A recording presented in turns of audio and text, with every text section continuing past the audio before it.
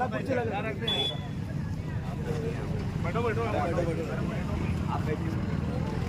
भाई, आपकी राह देखते देखते 5 मिनट हम रुक गए, क्योंकि आपके हाथों से आज के जो कार्यक्रम के अध्यक्ष है हमारे दादा, उनका सत्कार आपको करना, इसलिए कार्यक्रम थोड़ा रोक दिया। धन्यवाद, आप आए। मित्रांनो, इथे आलेल्या सर्व मान्यवरांचं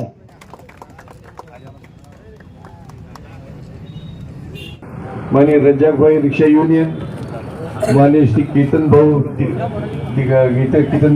तिरंगी, नगरसेवक फैजपुर, माननीय शेख जफर शेख असगर, नगरसेवक फैजपुर, माननीय डॉक्टर दानिश भाई, माननीय डॉक्टर रियाज शेख कांग्रेस शहराध्यक्ष,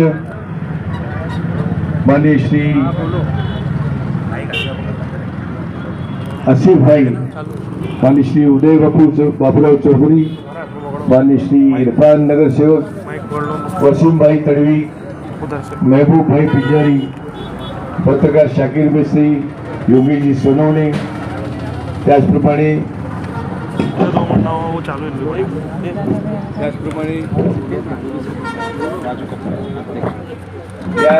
या ठिकाणी या संघटनेचे अध्यक्ष माननीय श्री राजू भगवान कपलेजी, माननीय नासिर खान उपाध्यक्ष नासिर खान, यासीन खान, त्याचबरोबर मागे आमच्या बरोबर बसलेले माननीय गोपी भाऊ साळी आणि अनेक मान्यवर या ठिकाणी ज्यांची नावं राहून गेली त्यांची क्षमा मागतो, कारण सगळ्यांची नावं या ठिकाणी घेतली गेलेली आहेत।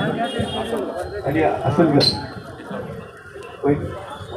वैद्य समाजाचे कार्यकर्ते असलकर भाई, या ठिकाणी जमलेले सारे रिक्षा युनियनचे सदस्य आणि रिक्षा युनियनचे चाहते, उपस्थित हितचिंतक मंडळी, अतिशय आनंद मला या गोष्टीचा वाटतो की रस्त्यावरती चालणाऱ्या माणसाचा हात धरून जे सतत असतात 24/7 24 तास 7 दिवस सातत्याने सामान्य जनतेची सेवा जी करत असतात, अशा रिक्षावाल्यांच्या युनियनच्या या फलकाचं या ठिकाणी उद्घाटन होतं, युनियनचं रजिस्ट्रेशन या ठिकाणी होत आहे आणि या बांधवांशी आम्ही जोडले जातो, याचा मला खूप आनंद वाटतो, अभिमान होतो। मी खास करून अनवर खाटीक यांचे आभार मानणारे की त्यांनी हे घडवून आणलं, या सगळ्या मित्रांची आमची भेट करून दिली। आम्ही म्हणतो की आम्ही गरिबांच्यासाठी काम करतो, आदिवासीसाठी काम करतो, शिक्षणाचं काम करतो, समाजाची सेवेचं काम करतो, परंतु समाजाची सेवा तुम्ही देखील करता आणि तुम्हीही जी समाजाची सेवा करतात त्याच्यामध्ये देखील आम्ही तुमच्या मागे उभं राहणं खूप गरजेचं आहे, याची जाणीव आम्हाला आहे। परंतु योग जुळून येत नव्हता, त्यामुळे मनामध्ये एक शल्य होतं की आपले बांधव आपल्यापासून दूर आहेत आणि त्याचं मनामध्ये खूप खंत होती। पण अनवरभाई तुम्ही खंत दूर केली आणि या माणसांची ओळख करून दिली आणि केवळ ओळख करून दिली नाही तर त्याची खरी ओळख करून दिली। रात्री अपरात्री जेव्हा माणसाच्या जीवावरती बेतते, जेव्हा ॲम्ब्युलन्स मिळत नाही, तेव्हा जीव वाचवायसाठी ही आमचे बांधव रात्र असो दिवस असो धडपड करतात आणि त्याचा जीव वाचवायचा प्रयत्न करतायत आणि प्रसंग असेल ज्या ठिकाणी गरीब असेल त्या ठिकाणी पैसे देखील येत नाही, हे जेव्हा मला समजलं तेव्हा मला त्यांचं खास त्याच्याबद्दल खूप आदर वाटला, अभिमान वाटला की अशा माणसाची आपली मैत्री होते, याच्याबरोबर आपण जोडले जातो। आणि या ठिकाणी चिरंजीव धनंजय दादाने आपले प्रश्न जे ते बऱ्याच तपशिलात या ठिकाणी मांडलेत। मी आपल्याला ही ग्वाही देतो या ठिकाणी की आपल्यासोबत आम्ही आहोत आणि यापुढे देखील राहू। ही केवळ राजकीय सोयीची ही तुमची आमची मैत्री नाही आहे, ती समाजाची सेवा करण्यासाठीची मैत्री आपली आहे आणि त्यामध्ये आम्ही कुठेच कमी पडणार नाही याची खात्री करतो। या पुढच्या काळामध्ये आपल्याला जेही काही प्रश्न असतील ते अनवर भाऊ धनंजय दादाच्या माध्यमातून आपण सोडवण्याचा प्रयत्न करत राहू आणि सगळे आपण मंडळी आहात, एक दिलाने एक जीव आपण काम करत राहू रजाकबाईंच्या मार्गदर्शनाखाली। आणि या ठिकाणी आपले खरं म्हणतं तर जावेद जनाब एक रिक्षा तुम्ही घेऊन टाकायला पाहिजे, जोरदार एक अपनी को काम आदमी मिल जातं, पण करू आपण ते पुढे करू। पण ही सगळी मंडळी या ठिकाणी बसलेली आहेत मंचावरती, ही सगळी तुमच्याशी जोडली की जमिनीवरती चालणारी माणसं आहेत, लोकांची कामं करणारी माणसं आहेत, त्याची दुःख जाणणारी माणसं आहेत आणि त्यासाठी काम करण्याची मनापासून इच्छा असलेली ही माणसं आहेत, त्यांच्यासोबत आम्ही आज या ठिकाणी बसतोय। त्यांच्या साक्षीने मी हे सांगू इच्छितो की तुमच्या सुखदुःखामध्ये आम्ही नेहमीच सहभागी राहू आणि जे काही प्रश्न असतील सोडवायचा प्रामाणिक प्रयत्न करू. ते शक्य नसेल ते मोकळेपणाने सांगू, याला वेळ लागेल, प्रयत्न करू, परंतु खोटं सांगणार नाही. उगाच काहीतरी खोटं सांगायचं, हां कर देंगे देख लेंगे, हे मला जमत नाही. माझा स्वभाव असा आहे की जे करता येईल ते ताबडतोब करून टाकावं. ज्याला वेळ लागेल त्याला वेळ लागू द्यावा, परंतु त्याचा पाठपुरावा करून काम करून घ्यावं. आणि या ठिकाणी जिथे कुठे आपली देखील काही अडचणी असतील, काही त्रुटी असतील तर त्या पूर्ण करण्याचा प्रयत्न करू आपण. असं काही नाही की त्या चुकीची एक गोष्ट झाली म्हणून कायमच त्याच्यापर्यंत धरून बसायला पाहिजे असंही काही नसतं. त्या दुरुस्ती करता येतील, आपल्याला त्रुटी आपल्या देखील दुरुस्त करता येतील, तोही प्रयत्न आपण करूया. आणि या ठिकाणी तुम्ही जी धडपड करताय, जनतेची सेवा करताय, याची योग्य ती जाण या पुढच्या काळात समाजाला देखील राहावी, या दृष्टीने आपण सातत्याने कार्यक्रम देखील लोकजागृतीची घेत राहूया. कारण होतं असं की दृष्टिकोन असा असतो की पैसे दिले काम संपलं. हे नातं असं नाही आहे, समाजाचं आणि आपलं नातं असं नाही आहे. समाज, आमच्याकडे गाडी आहे, मनात येईल तेव्हा आम्ही कुठेही जाऊ शकतो, पण सामान्य माणसाला कुठेही जायचं असेल, कोणत्याही उद्दिष्टावर पोचायचं असेल तर त्याला रिक्षाशिवाय पर्यायच नाही आहे. बसेस काही सगळ्यांना मिळत नाहीत वेळेवरती, आणि त्यामुळे हा एकमेव पर्याय सामान्य माणसासाठी जो आहे वाहतुकीचा, त्याला योग्य तो दर्जा आणि योग्य ते सन्मान देखील मिळणं आवश्यक आहे. या पुढच्या काळामध्ये तो प्रयत्न आपण सगळे मिळून करूया. एक विश्वास लोकांच्या मनामध्ये तुम्ही जो निर्माण केला आहे तो अधिक वाढवण्याचा प्रयत्न करूया, अशी मी तुम्हाला या प्रसंगी शुभेच्छा देतो. आणि आम्ही सतत तुमच्या सोबत आहोत ही ग्वाही आपल्याला देतो. धन्यवाद. जय हिंद, जय महाराष्ट्र. धन्यवाद दादा. आपण आमचे जावेद जनाब आणि जे आपल्या या कार्यक्रमासाठी आवर्जून उपस्थित राहिले असे आपल्या युनियनचे अध्यक्ष, जिल्हाध्यक्ष आदरणीय रज्जाक दादा, आणि हा कार्यक्रम ज्यांच्या पुढाकाराने घडवून आणला असे युनियनचे अध्यक्ष आदरणीय राजूदादा कपले, त्यांच्या समवेत उपाध्यक्ष आमचे काकासाहेब आणि अनवरदादा खाटीक आणि आदरणीय गुरव सर, आणि उपस्थित सर्व पत्रकार मंडळी आणि बंधूंनो. तुम्हाला माहिती आहे की आज रिक्षावाला जर कधी आपण नाव ऐकलं तर रिक्षावाला नाव ऐकल्यावरती आपल्या सर्वांच्या मनात एक असं चित्र तयार होतं की रिक्षावाला एक साधारण व्यक्ती असतो, त्याला त्याच्या पोटा पाण्यासाठी दिवसभर मेहनत करावी लागते आणि घरपर्यंत म्हणजे घरवाले सुखी आयुष्य जगू शकतील याच्याकरता त्याला दिवसामध्ये जितक्या फेऱ्या माराव्या लागतील तो बिचारा रिक्षावाला एक फेरा मारतो आणि अशा प्रकारे आपल्या घराचं पालनपोषण रक्षण तो करत असतो. आणि अशा सर्वांसोबत उभं राहण्याचा निर्धार आजपासून तर नाही, आधीपासूनच होता, पण काही संपर्कात दुरावा होता, त्या कारणामुळे हा कार्यक्रम कधीचाच राहून गेलेला होता. पण मी आपल्या सर्व रिक्षा युनियनच्या सर्व सदस्यांना आश्वस्त करतो की आपण मंचकावरती बसलेले आपल्या कार्यक्रमाचे अध्यक्ष आदरणीय शिरीषदादा चौधरी व त्यांचे सर्व सहकारी, इकडे सर्व ज्येष्ठ मंडळी जी जिकडे बसलेली आहे, ही आम्ही सर्व तुमच्यासोबत खंबीरपणे उभे आहोत. तुमच्या प्रत्येक समस्या, तुमच्या प्रत्येक अडीअडचणी आणि तुम्हाला लागणाऱ्या गरजा या आम्ही पूर्ण करण्याचा प्रयत्न आमच्या आयुष्यभर करणार आहे. हीच समाजसेवा आपली असते. आणि रिक्षावाले जे लोक असतात म्हणजे रिक्षा चालक आपण म्हणतो त्यांच्यावरती न म्हणता एक वेगळी जबाबदारी असते की जेव्हा ॲम्ब्युलन्सचा नंबर लागत नाही आणि जेव्हा ॲम्ब्युलन्स सापडत नाही तेव्हा आपण पहिल्या व्यक्तीला जो फोन करत असतो तो असतो रिक्षावाला, की नाही माझ्या वाड्याचा रिक्षावाला जर कधी येऊन गेला. आणि रिक्षावाले जे चालक असतात, मला खरं तर त्यांचा खूप अभिमान वाटतो आणि त्यांचं खूप कौतुक इकडे करू इच्छितो, कारण ते निस्वार्थीपणाने मनात काही संकोच न ठेवता की माझ्या सीटला रक्त लागेल की काही लागेल की मला घेऊन जाता येणार नाही, माझं रात्र झाली, हे झालं ते झालं, अक्षरशः रात्री 2-2, 3-3 वाजता ही लोक तयार असतात की आपल्या शहरातल्या आपल्या परिसरातला कोणी पण रुग्ण जर काही त्याला रात्री बेरात्री गरज असली, रुग्ण असो आणखीन कोणते विघ्न संतोषी कार्यक्रम असो की तिकडे आता मदतीची गरज आहे, तिकडे हे सर्व लोक आवर्जून तिकडे पहिल्या गाडीने उपस्थित असतात, त्यांची रिक्षा घेऊन तिकडे उपस्थित असतात. आणि अशा प्रकारे हे आपल्या समाजामध्ये एका प्रकारे फुल का फुलाची पाकळी का होईना एक सेवा ती आपल्यासाठी करत असतात. रिक्षा युनियनचे अनेक अडीअडचणी आणि त्याच्यामधली सर्वात मोठी अडचण म्हणजे सध्या आपल्या महाराष्ट्रामध्ये लागू झालेलं ई चलान रिसिप्ट जी आहे.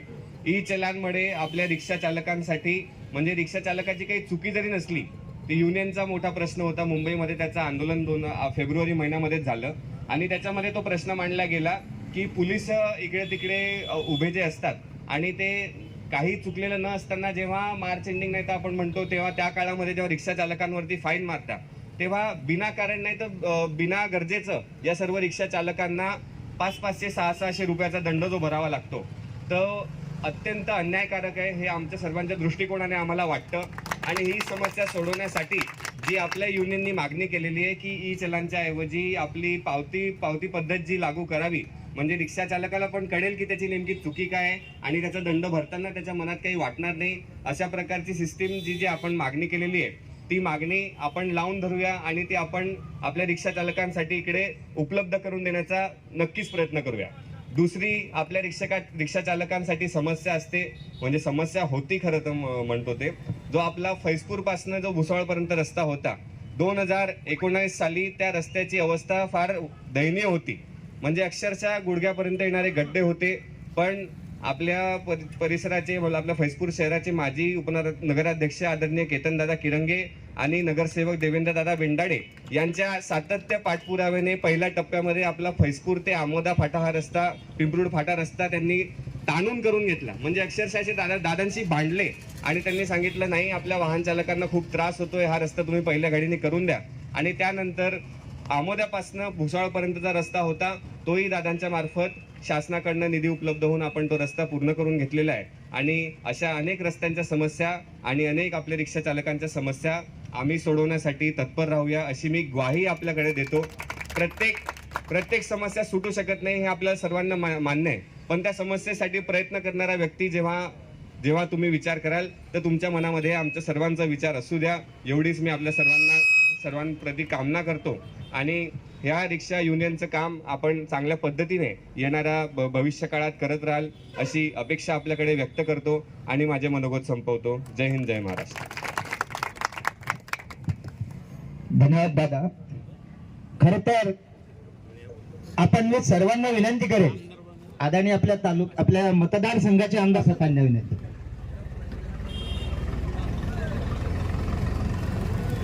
कृपया टाळ्या वाजल्या पाहिजे. टाळ्यांची कंजूसी नका करू ना.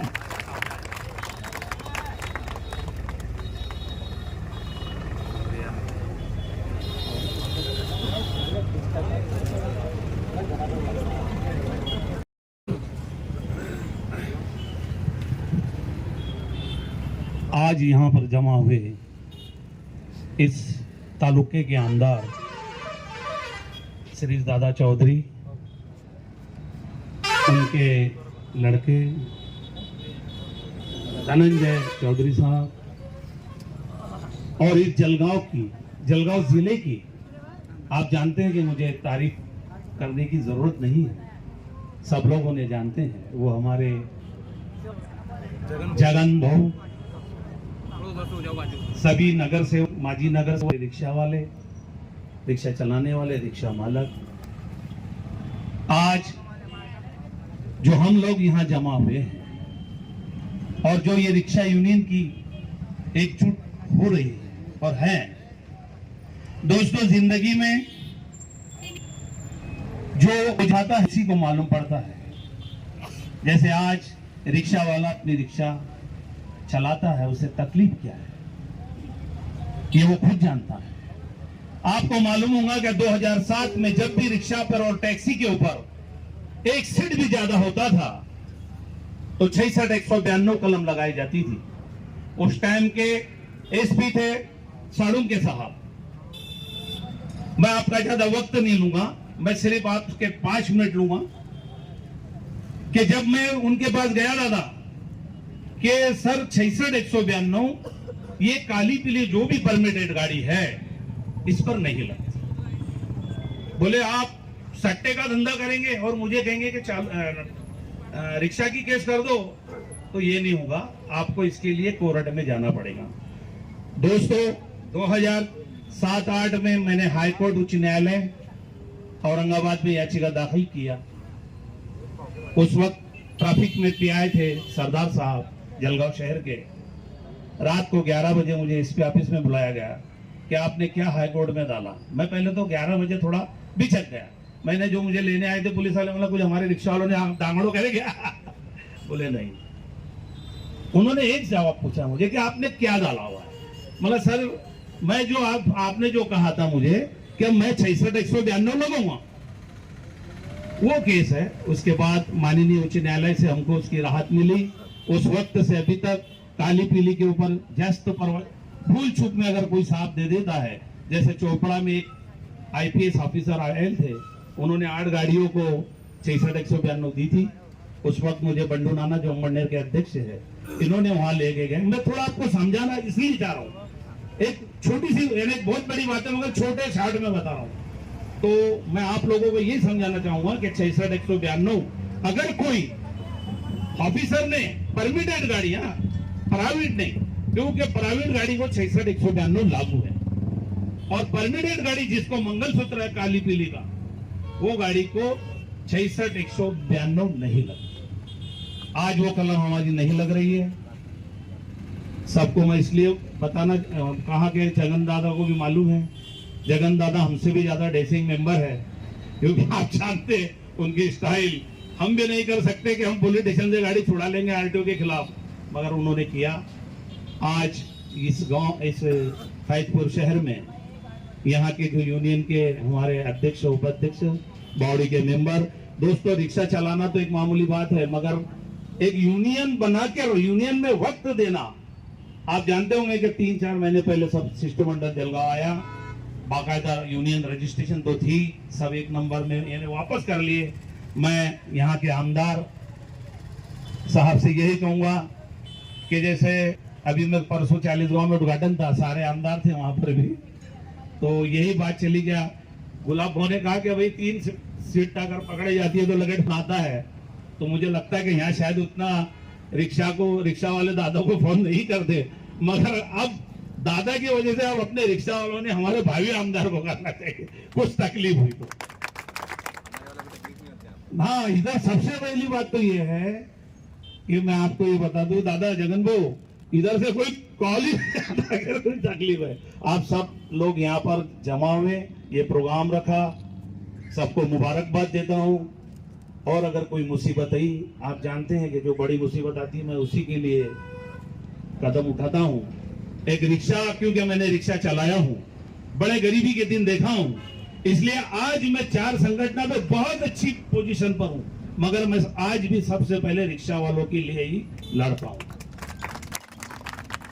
दोस्तों, पैसा तो आता और जाता, आज भी कितना भी बड़ा हो जाए, हमारे इस राज्य के मुख्यमंत्री भी मेरे जैसे ही रिक्शा चलाते थे और ज्यादा वक्त की बात नहीं है, मगर इंसान के नसीब कहां ले जाते हैं। आज मैं सबको ये कहूंगा कि अगर RTO की जलगांव में तकलीफ है या कोई नया कानून आता है तो उसके लिए मैं पाठ पुरोधा करते रहता हूं। और आपसे अगर आपको कोई तकलीफ हो वो तो आप मुझे लेटर पैड पे देना, मैं लेटर पे, अब क्या जमाना आ गया, सब ईमेल पे डाल दो, अब तो है ही नहीं वो क्या ये रजिस्टर पोस्ट करो। इसलिए सबको मुबारकबाद देता हूँ। हमारे आमदार साहब जो वक्त काट के यहाँ बैठे हैं, दोस्तों देखो पहचान यही होती है। नहीं तो आप जानते हैं लोग 10 और 5 मिनट का वक्त देते हैं, और इससे ये एहसास हुआ। और मैं एक बात 1 सेकंड के लिए बताता हूँ कि जब मैं मैटाडोर चलाता था तो हमारे आमदार साहब के पिताजी और ये खानदेश मिल यूनियन वाले, इनको मैं लेके बॉम्बे गया था दादा, तो मधु दंडवते मिनिस्टर थे, फाइनेंस मिनिस्टर, तो उस वक्त मेरी मुलाकात हुई थी। आज उनके जो हमारे आमदार साहब, और अब तीसरी मुलाकात उनके पुत्र से भी हो गई। मैं इनको भी मुबारकबाद देता हूं, सभी आए हुए मेहमानों का जलगांव जिले यूनियन की तरफ से शुक्रिया अदा करता हूं। जय हिंद, जय महाराष्ट्र।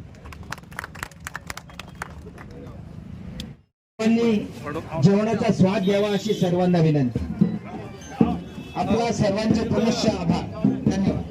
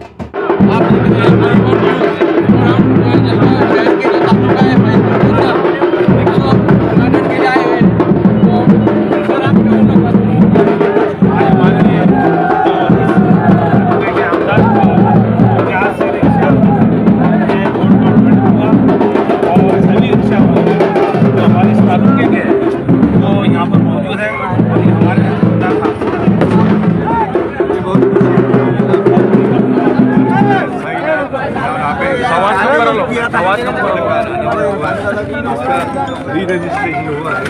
और सभी रिक्शा चालक भाई है जो समाज की सेवा करते हैं, दिन रात सेवा करते हैं, उनको एक इकट्ठा किया जाए, उनकी जो प्रॉब्लम्स है वो सॉल्व करने की भी कोशिश की जाए।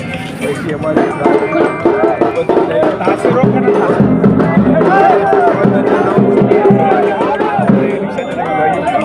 ये आपके साथ हम रहेंगे, कायम रहेंगे। ये जैसे हम समाज सेवा करें, आप भी समाज सेवा करें, ये समझ के हम आपके साथ पूरी तरह से आज हम यहाँ पे आए, हमारे भाई आमदार साहब धनंजय साहब, इनसे भी कुछ रिक्शा वालों के बारे में सुनना चाहते हैं। सर आप ओम साईनाथ रिक्शा चालक माला यूनियन का जो यहाँ फलक अनावरण जो हुआ, वो एक तरीके से अपने परिसर के सारे रिक्शा चालकों के लिए एक आनंदमय बात है। रिक्शा वाले जो समाज के लिए काम करते हैं, थोड़े बहुत पैसे लेकर समाज के लोगों को एक जगह से दूसरी जगह तक पहुँचाने का काम करते हैं और देर रात तक लोगों की भी सेवा करते हैं। ऐसे रिक्शा चालकों को न्याय देना और उनके साथ खड़े रहना अभी आजकल के समय की जो ज़रूरत है, उस ज़रूरत को पहचान के अपने परिसर के आमदार आदरणीय श्री चौधरी और इनके सारे सहकारियों के नेतृत्व में हम सब ने ये निर्धार किया है कि आगे के समय में रिक्शा चालकों के लिए न्याय और उनकी सारी समस्याएं छुड़वाने की कोशिश हम करेंगे। जिस तरह से समाज की महिलाओं को 50% रियायत सरकार ने दी है भाड़े में, उसी तरह से हमारे रिक्शा चालकों को भी सरकार की तरफ से मदद मिलनी चाहिए। ये कोशिश हम भविष्य में जरूर करेंगे ताकि उनके ऊपर अप्रत्यक्ष रूप से जो अन्याय हो रहा है उसका भी निर्माण करने की ये समझते हुए सरकार के सामने